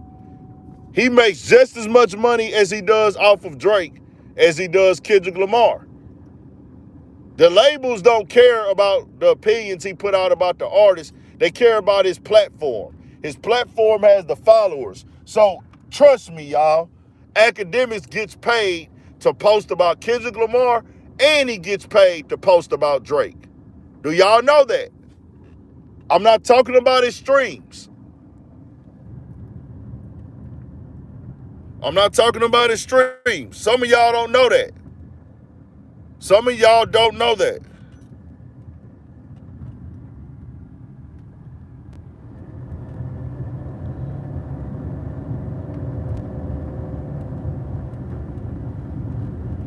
Yeah, some of y'all don't know that. He's paid, bro, like regardless. He could get on his stream and say whatever he want to say about them niggas. He get on the stream and say all the rappers. He get on there and talk shit about Lil Baby all day, every day. But the Lil Baby label is still going to pay academics to promote that nigga music and promote his new songs. He can get on this platform and shit on Lil Baby for 3 hours straight. When Lil Baby album come out, he's still gonna get a bag to post Lil Baby new album is out. That's the position that academics is in.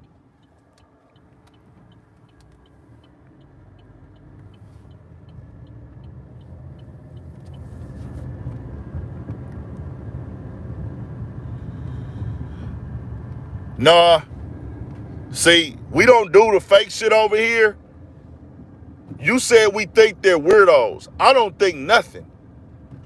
What we just calling out is they're clearly lying and talking in circles and manipulating the real truth about this conversation.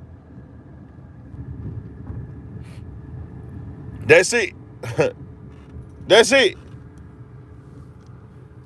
For Maul to get on there today and act like that's cool in the black community shows me what type of nigga he is. He's from New York.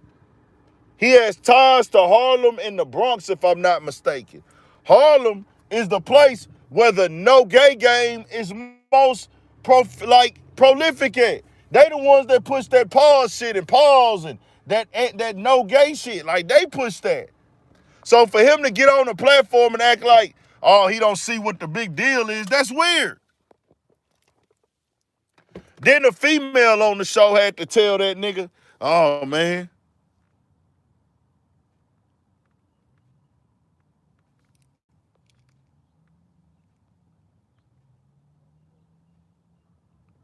Exactly. The chick was telling them like, hey, we don't do that. Like, cause the nigga said, hey, man, y'all are tripping. Ma made it a race thing. That is the weirdest shit ever. And I would tell Maul that. Say, fam, you can try to make this a race thing, but it don't work, nigga, because like the girl said, his own cause told him a black man would never say that to another black man, nor would he say that and then call that a joke. So what are you talking about, Maul? He sat there and started arguing more, and this is not his first time doing that in these type of conversations. And he gonna see this. And there's no little dog with me, nigga. I work, nigga. I grind, nigga. You know me, nigga. He know me. I done went up to their shows, nigga. I went to one of their shows before. Introduced myself to the nigga, saluted him, supported him, all that.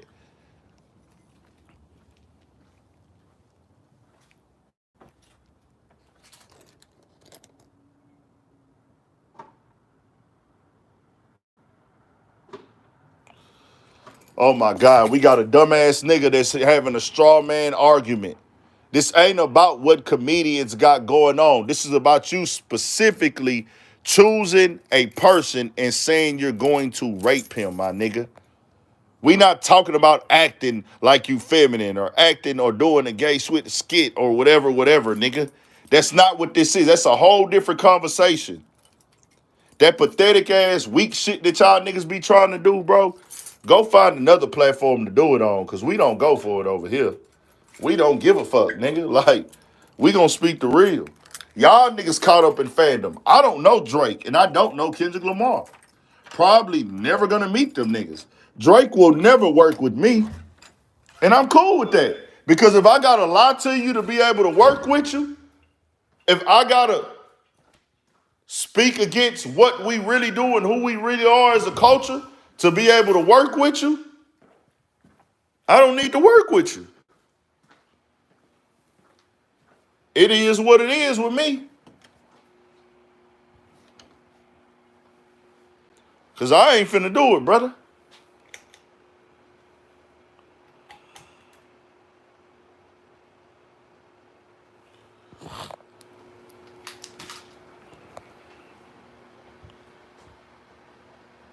Y'all gotta understand, nigga. Y'all gotta understand. I done got to this point by keeping it solid, being productive, pushing growth, pushing education, pushing factual information, sticking it to the core and the culture, nigga. covering the culture. When people come up to me, they don't come up to me and say, hey, Ed, thank you for just posting up the news. Thank you for just highlighting what's going on. They come tell me, hey, bro, I respect what you be saying. I respect your message. That's the difference in acknowledging a nigga just because he got a big platform. When a nigga say they respect your fucking message, this ain't one time. This ain't two times. This ain't three times. This ain't 4, 5. This ain't 10 times. And it ain't just start happening in 2024, nigga. They been doing that with me for years, nigga. Hey, I respect this nigga message. I respect overall what he trying to get across. When niggas come up to me and tell me that, and I ain't talking to no rappers, I ain't did an interview. I did do interviews at South by Southwest this year. I did do that. But I haven't been doing interviews all year. They on here strictly watching what I got to say. And they saying they respect what I got to say. I'm keeping it real.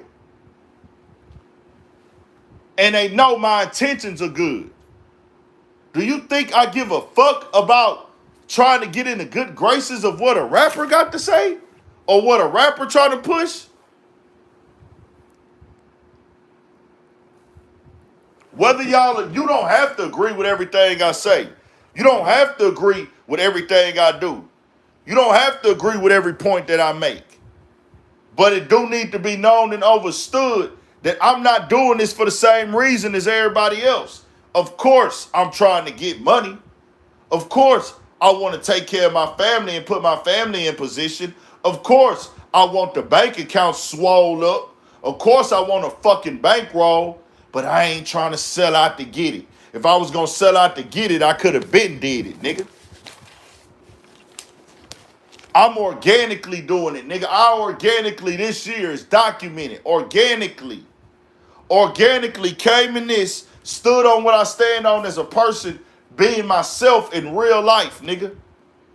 We 40 million plus views this year. Damn near 50 million views if I ain't mistaken. I had the numbers last night.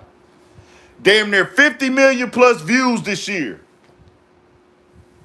88, damn near 90,000 subscribers. And I didn't pay for an interview this year. I didn't pay nobody to come on my platform. Let me say this again. I did not pay nobody to come onto my platform. I did 40 million plus views this year.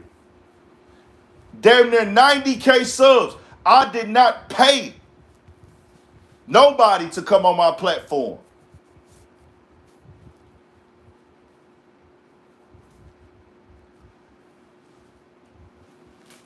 The only person that's ever been paid to come on my platform in my 6 years of doing this every day is OG Percy. That's it. Nobody else has been paid to make an appearance on Urban Politicians TV. It's one more person, but I ain't gonna put it out there. One more person.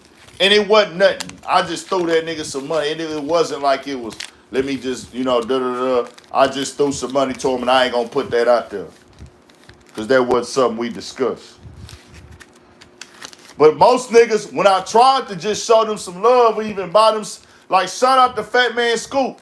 When Fat Man Scoop came on my platform, rest in peace to Fat Man Scoop. When he came and fucked with me last year, that nigga Fat Man Scoop, I tried to just buy him something to eat or just, hey bro, let me shoot you something. Man, you came, I was like, bro, you pulled up to fuck with me, you came out here, nigga, you done rented, nah, man, nigga, keep your money, bro. I'm not taking nothing from you, dog. Rest in peace, Fat Man Scoop.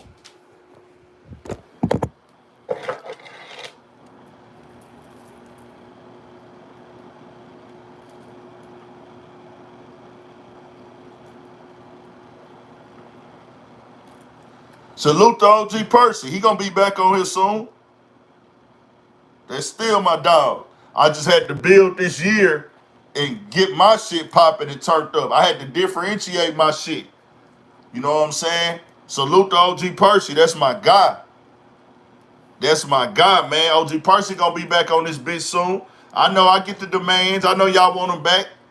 Man, OG Percy got a certain type of thing that niggas be wanting to see when we working.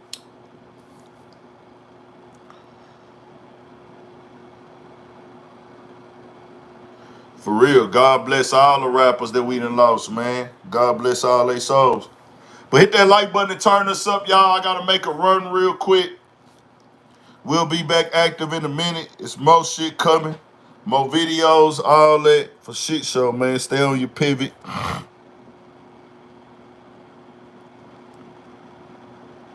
Yeah, facts.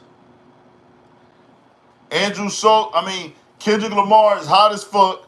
And that's what I already knew. That's why if y'all go look at my first video, bro. If y'all go look at my first video, I said Andrew Schulz is capitalizing on this moment. He sees Kendrick Lamar is the hottest rapper. He sees he can get some traction. He don't care about no real shit. He don't care about emasculation in the black community. It's just content for him. All that shit ain't nothing for him but content, my nigga.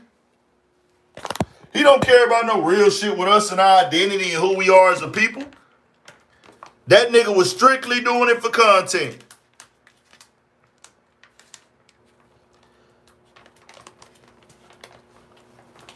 What y'all gotta understand is a nigga like me, I don't even make the fucking news. I don't make the news, y'all. I don't make the storylines. We in the podcast era. We in the podcast era. The podcast era, and we in the independent Instagram, Twitter, blog media era.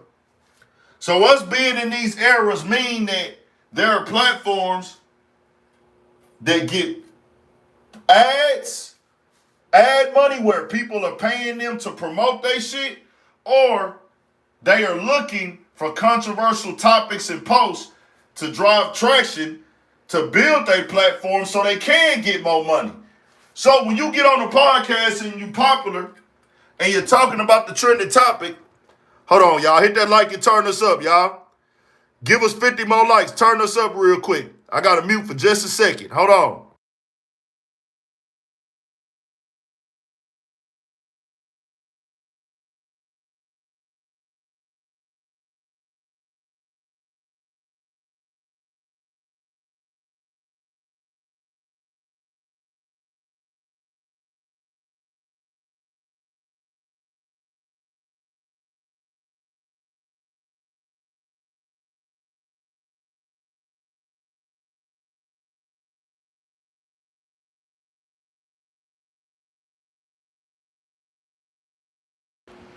Yeah, man.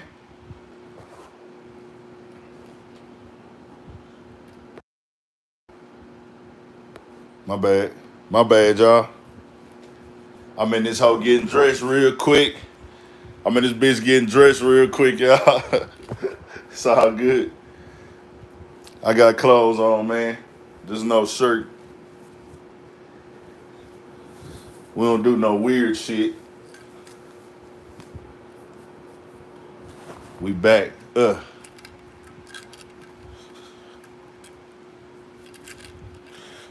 put y'all on no weird shit or nothing like that. Wearing what I had on last night. I had this on yesterday. I wore it over. Dirty nigga, I get clean when I make the quota. Shout out to Rocco, dog. Rocco, the truth. That was a hard ass line. Hit the like button and turn us up.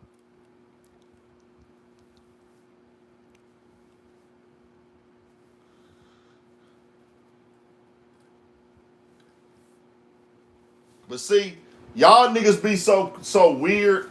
Certain niggas, like that's the thing with me for a nigga like Maul. You trying to normalize shit that you know ain't normal, bro. And that's what I don't fuck with in the game. Because then when y'all start seeing shit get out of hand, y'all gonna start saying da da da da.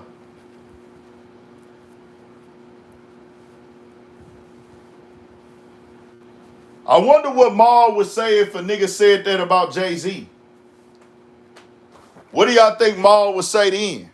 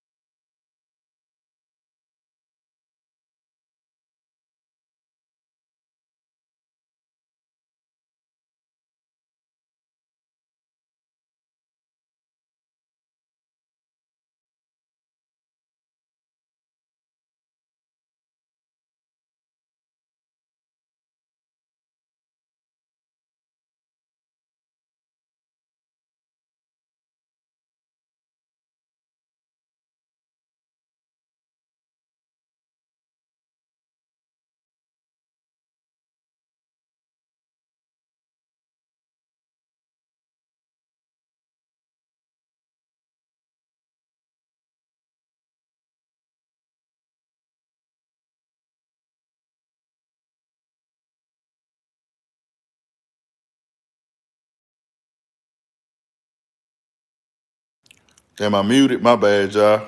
My bad. My bad. My bad. My bad. I didn't know I was muted. My bad. My bad. Hit the like. Turn us back up, man. We gonna stay on live. Fuck it. We gonna stay on live. Fuck it. We giving y'all a long IRL stream today. Fuck it.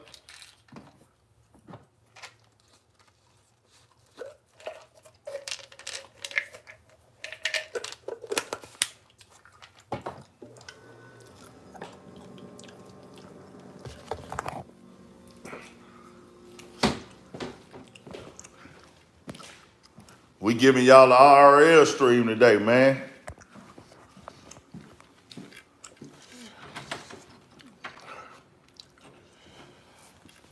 I think I got all my shit in my car already.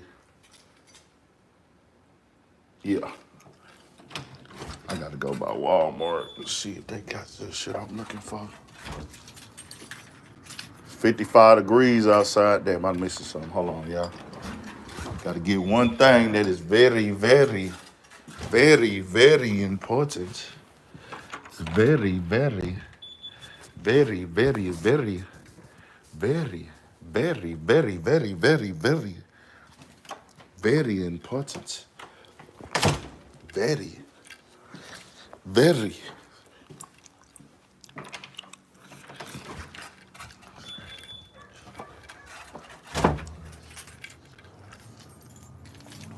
Oh, we finna be in traffic, but it's all good though. I love this.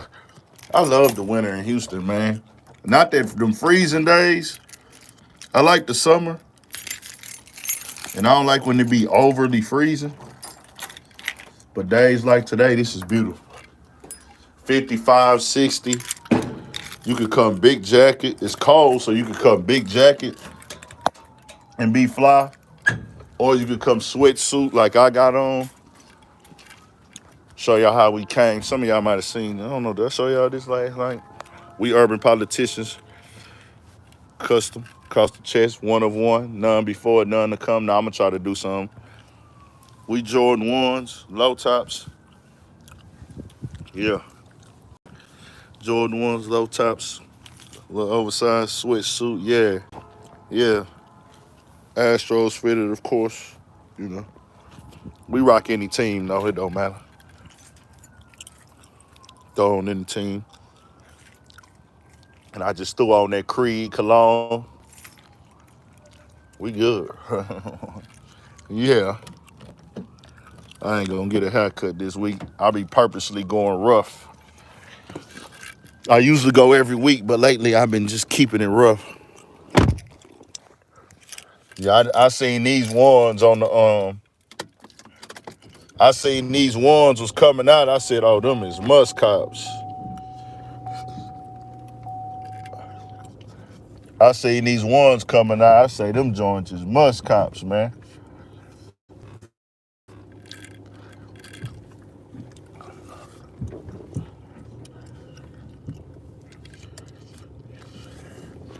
I want to help my neighbor, bro, but I got hit that like button. Hit the like button. We finna go load up in a second. We finna go load up in a second. We finna go live in traffic in just a second. Finna go to the southwest. Try to catch this store before they close. I really got to get out here and get this dude to design these graphics, y'all. I got some good plans for y'all for these fits. I want that shit to be respected, man. I want it to be respected. I want y'all to like it. I want y'all to wear it proudly. I want y'all to treat it like a real brand. And I know y'all gonna eat it up. And when I say eat it up, y'all gonna eat it up because y'all gonna love it. Y'all gonna love this shit, dog. Like, what I'm about to do with this fit, y'all gonna love this shit, dog. Y'all is gonna fucking love this shit, like, what I'm gonna do with this merch, bro. Because I want this shit to be so quality. I want it to be lanes, though. I want it to be, like, I want it to be simple, what they call it, simplicity type shit. where you could just throw it on and feel fresh, but it's gonna be so quality, nigga. I want you to be like, y'all gonna feel the quality of these shirts. Now, niggas that's into the fashion world, it's gonna be normal to them because they dealing with this shit. Niggas just going and picking out blanks and shit. The quality I'm finna come with on these shirts, you gonna feel like, bro, this shit too live to be wearing with some like regular shit. I gotta throw this shit on with streetwear. And that's why I want my brand to come out right with the presentation, because when niggas put it on, I want niggas to know, hey, nigga, I ain't supposed to be just throwing this on some like whatever. I'm supposed to be taking this shit to the cleaners, or not even taking it to the cleaners, like washing it and air drying it. Like hang it in the garage and let it dry on its own and flip it inside out and iron it like that, nigga. Not, oh man, let me just treat that, that urban politician shit like it's some regular shit. Nah, nigga. We come in quality, nigga. The brand is the brand, and my name is my name. You feel me? The brand is the brand, and my name is my name. Shout out to my nigga Marlo, nigga. My name is my name, nigga.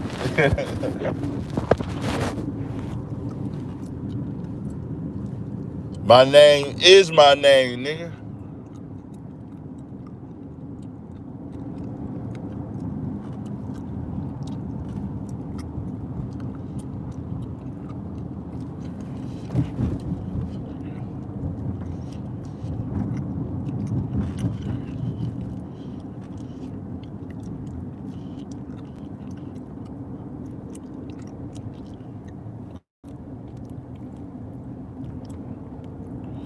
Yeah, we just trial and tribulations, man. We got some Studio 56 podcast shit coming too. Shout out to my guys, Pook and Twan. I just ran it down with them both yesterday.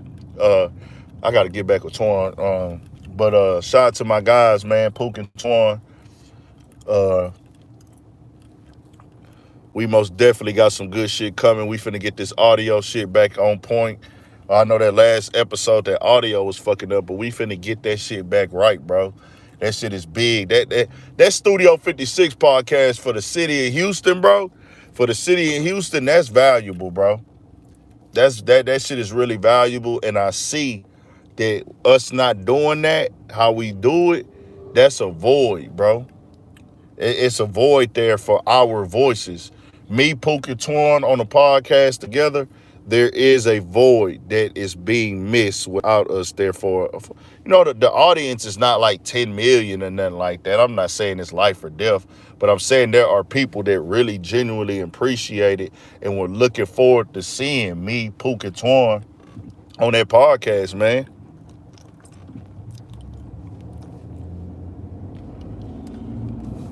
Nah, bro. I got that from Marlo off The Wire, dog. It was a joke, bro. I guess everybody ain't seen The Wire. If you ever watched The Wire, it's a crazy-ass character on there named Marlo. And Marlo, my bad for chewing gum, too. Let me swallow this shit. Hold on. If you ever seen The Wire, you know Marlo. Marlo was a cutthroat, wild-ass. And you can go look at some clips on YouTube of Marlo from The Wire and just watch the scenes. Like, that's how great The Wire was, bro. Like, the fucking scenes on The Wire, like,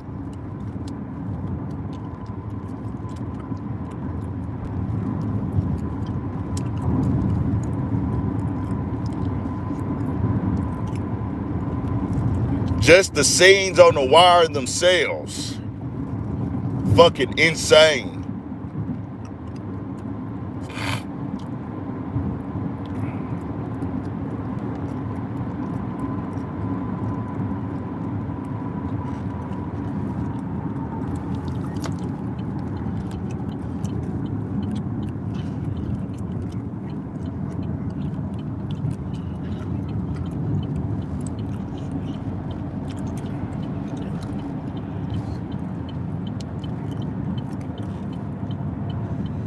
Always enjoy your content. Nah, I appreciate it. Now, Marlo was a cutthroat killer, y'all. Real quick, I'll give y'all a rundown on Marlo for people who don't know. He didn't play about his name. Marlo was on some shit like, yeah, bro, I sell crack. Well, no, they was selling, what were they selling? Was it heroin? No, it was heroin. And they selling dope. And they in Baltimore, so based in Baltimore. So in Baltimore, they kill over corners. Because the corners was all drug blocks in Baltimore, in the cities, in the east and the west side. So it's East Baltimore and West Baltimore. And I can't remember exactly what side he was from. I want to say he was from the east side. But whatever part of Baltimore he was from, he took that bitch over. Back up, man.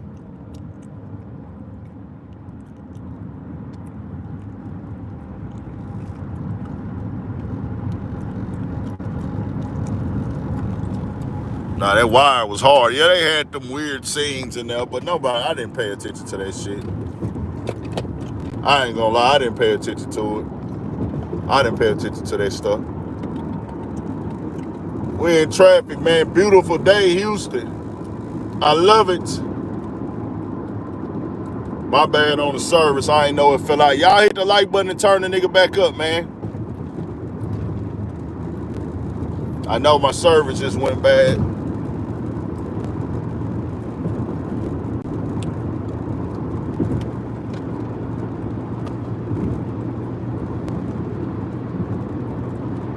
Turn us up. Turn us up.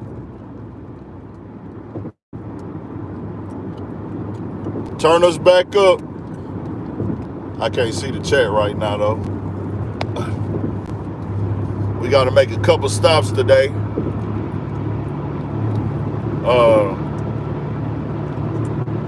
We got to go to fucking, we're going to go to Harwin real quick. We're going to catch Harwin, and then we going to catch, damn, I love this day, dog. It's 59 degrees, y'all. This is that perfect weather. This is the outside weather. This is the outside barbecue weather. I'm loving it.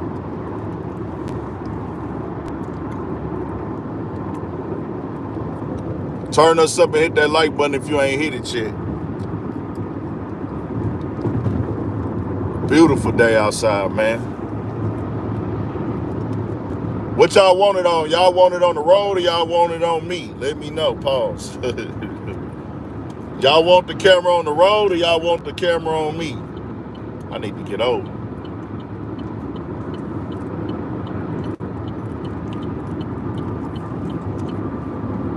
I can't see the chat, bro, the way this shit. I gotta go around this 18 wheeler first, man. Fuck this.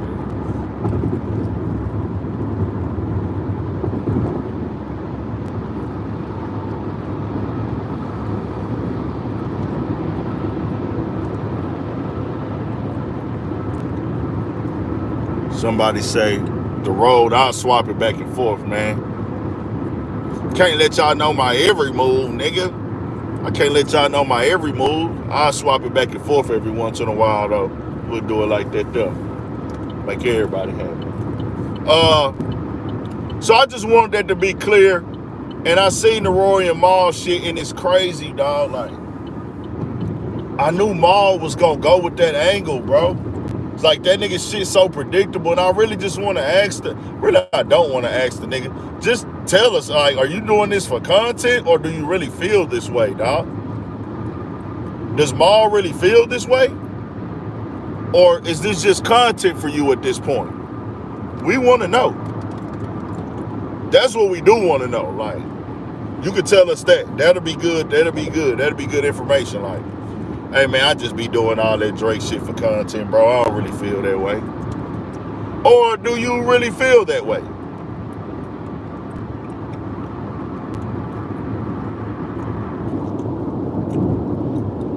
Let me know something.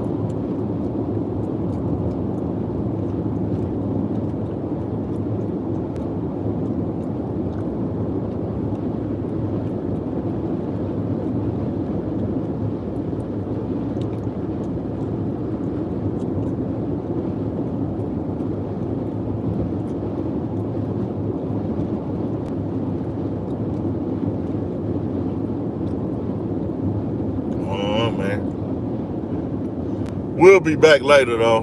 Fuck it. Go and enjoy this music. Let's get back to it. We'll be back later on. I'm gonna go do a video in a second for y'all. Y'all be ready for it. We get over here before this traffic get bad in the city. Y'all know how this traffic in H-Town can get now since all these people migrating to this motherfucker. Fresh off work and shit like that. We should get to the destination in time though. Y'all stay up. More shit coming. All that 1,000, man. Hit the like button on y'all way out.